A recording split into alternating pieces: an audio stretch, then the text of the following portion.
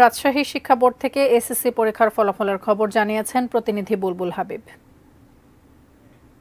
রাজশাহী শিক্ষা বোর্ডে গত বছরের তুলনায় এবছর পাশের হার এবং GPA-5 প্রাপ্তি দুটোই বেড়েছে।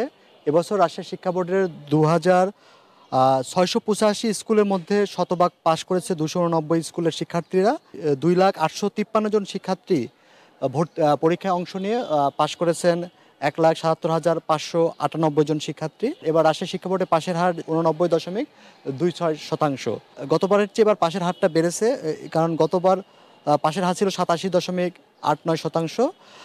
এবছর বোর্ডে GPA-5 পেয়েছে 28,074 জন শিক্ষার্থী। গত বছর GPA-5 পেয়েছিলেন 26,877 জন। অর্থাৎ এবছর GPA বেড়েছে 1,197 জন। আর GPA-5 প্রাপ্তদের মধ্যে আবার ছাত্রদের তুলনায় ছাত্রীরা কিন্তু GPA-5 প্রাপ্তি এবং পাশের হার দুটোতেই কিন্তু এগিয়ে রয়েছে। আর পাশের হার, যেখানে ছাত্রের পাশের হার 86.78%, সেখানে ছাত্রীর পাশের হার 91.90%। সেই শিক্ষা বোর্ডের দুইটি শিক্ষা প্রতিষ্ঠান, তারা আসলে একদম শতভাগ ফেল করেছে। দুটি প্রতিষ্ঠানে কোনো শিক্ষার্থী পাশ করতে পারেনি।